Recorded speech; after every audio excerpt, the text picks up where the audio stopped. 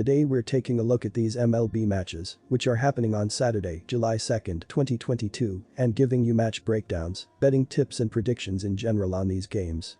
Welcome back to High Stakes, let's get straight into it. Also, don't forget to subscribe to get notified as soon as we release these sport prediction videos, and if you would like more betting tips and predictions, then check out our Patreon in the link down below.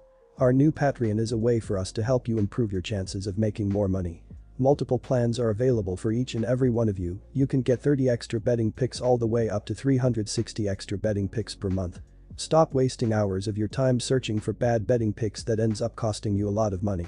Join the High Stakes Patreon now and get the best betting picks. Going back to our video, we will give you 2 betting picks for each game, a team pick and a total pick based on facts and detailed explanation. So make sure to watch our videos till the end so you don't miss any of our picks. Our team pick is Detroit Tigers vs Kansas City Royals. Our team pick is Detroit Tigers for the win. And here is why. The Royals will have Brady Singer on the mound for the 12th time of the season in this bout. Singer wasn't effective in his previous start, conceding 5 runs against the A's, but did go 8.1 innings in a 5-3 loss to fall to 3-3 on the season. The young right-hander has posted a 6.25 ERA in June, and his season ERA has dipped to 4.50 along with a 1.15 WHIP in 54 innings pitched on the year. He hasn't pitched against Detroit this season and is 4-0 with a stellar 2.87 ERA in 37.2 career innings against the rivals.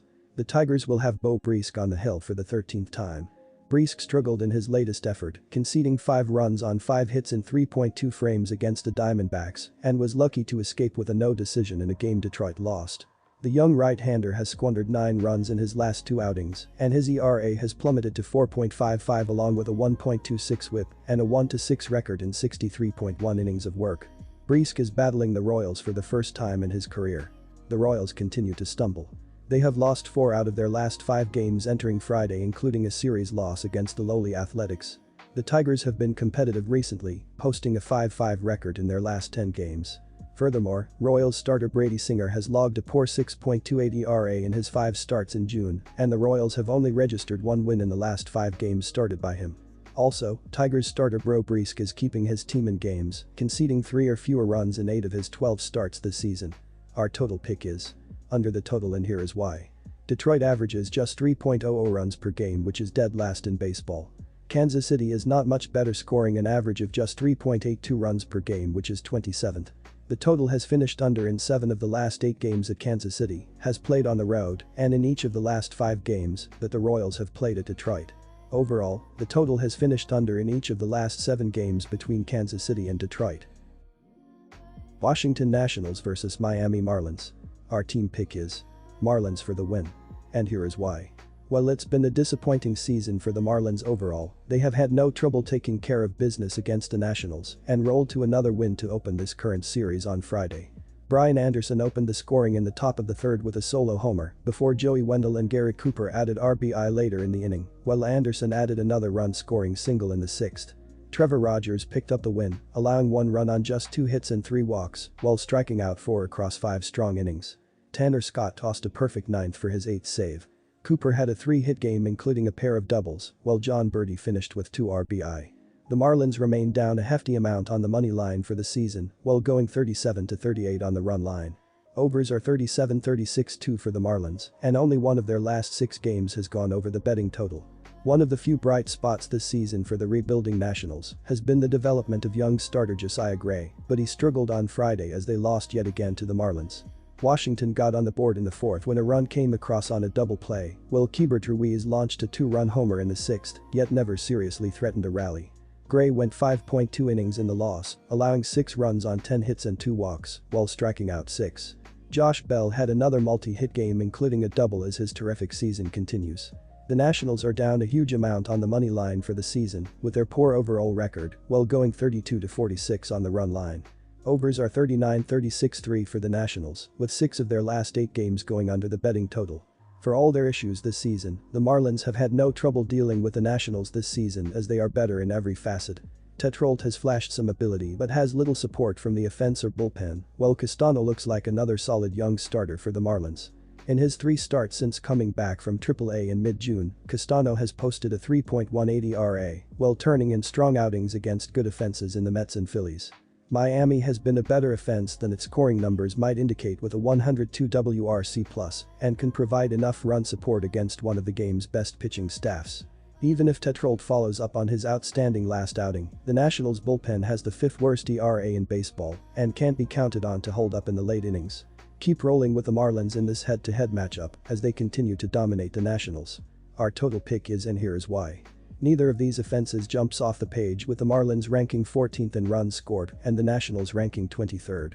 While the Nationals' pitching staff ranks among the worst in the league, the jury is still out on Jackson Tetrold, who has performed decently over his first 3 starts.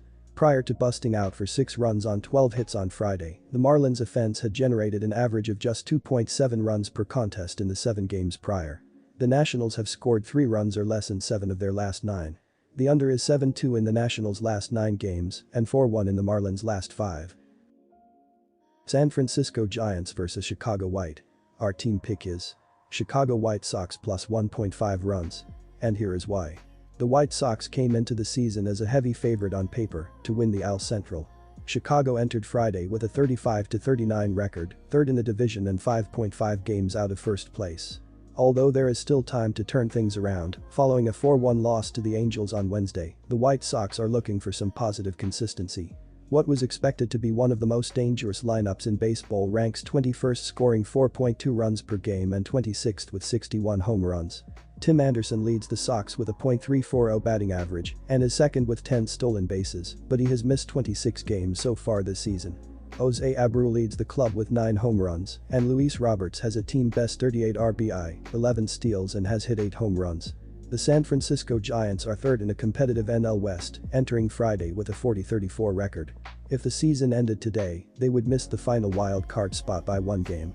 The Giants have struggled recently, having dropped 7 of their last 10 games, including being upset by the Detroit Tigers at home 3-2 on Wednesday. With Dylan Cease on the mound, I like Chicago's chances, as San Francisco struggled offensively in 4 of their last 5 games, which were against Detroit and Cincinnati. Still, the Giants don't tend to lose when Logan Webb starts at home. Webb is 11-1 in his last 20 home starts with the Giants, dating back to last season, and this year the Giants are 7-1 when Webb starts. The White Sox, however, are 14-3 according to Covers.com in their last 17 interleague games against a right-handed starter.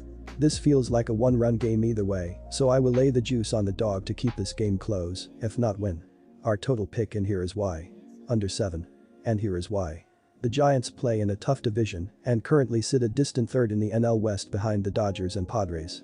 They went 13-13 in June, so they need to crank it up a notch in July if they want to remain in playoff contention. The Giants' offense is averaging 4.84 runs per game, which is third best in baseball. They are 17th in team batting average, 11th in home runs, and 11th in slugging percentage. Jock Peterson leads the Giants batting .276 with 17 home runs and 39 RBI, while Longoria is hitting .256 with 8 homers and 18 RBI. New York Mets vs Texas Rangers. Our team pick is, and here is why. New York Mets for the win. The Rangers are playing well at the moment, and they've won 3 of their last 5 games. They will try to keep the momentum going with a win over the Mets, which will give them their 4th win in their last 6 games. Texas is averaging 4.39 runs per game. Their .239 batting average is 19th in the league. Their .298 on-base percentage is 24th, while their .393 slugging percentage is 16th. Nathaniel Lowe leads the Rangers with a .278 batting average. Corey Seager leads the team with 15 home runs, while Adolis Garcia leads the team with 49 RBI. The Mets went through their worst stretch of the season over the past week, losing 5 of their last 7 games, which includes their first 3-game losing streak of the season. Due to their slump, their lead in the NL East has dropped to 3 games over Atlanta. They will try to turn things around with a win over the Rangers, which will give them their 3rd win in their last 8 games and increase their lead in the NL East. New York is averaging 4.82 runs per game. Their .256 batting average is 4th in the league.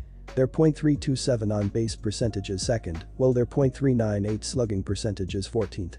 Jeff McNeil leads the Mets with a .323 batting average, while Pete Alonso leads the team with 22 home runs and 69 RBI. The Mets struggled over the past week, but they play well at home, where they have won 4 of their last 7 games. They are very good offensively and do a great job against left-handers. Even though Perez has been great on the mound for the Rangers this season, he struggled in recent road starts, giving up 12 runs in his last 3 road starts, and will have a hard time slowing down the Mets in this game. The Rangers aren't very good on the road where they have lost 3 of their last 4 games. Even though they have been very good against left-handers, they will struggle in this game because Peterson has done a good job on the mound for the Mets, giving up 7 runs in his last 4 starts. He gave up 4 runs in his last 2 starts against the Rangers and will keep their offense in check once again, so go with Texas to get the win. Our total pick is under, and here is why.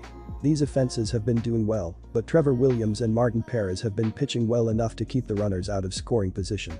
Looking at the offenses of these teams in the previous few games, the Rangers are averaging 5 runs per game in their last 11 games, while the Mets are scoring 3.55 runs per game in their previous 11 games. Both bullpens have been doing pretty well as Texas is 9th in the majors, with a 3.40 reliever ERA so far, while New York is 13th in the sport, with a 3.70 bullpen ERA as of this writing.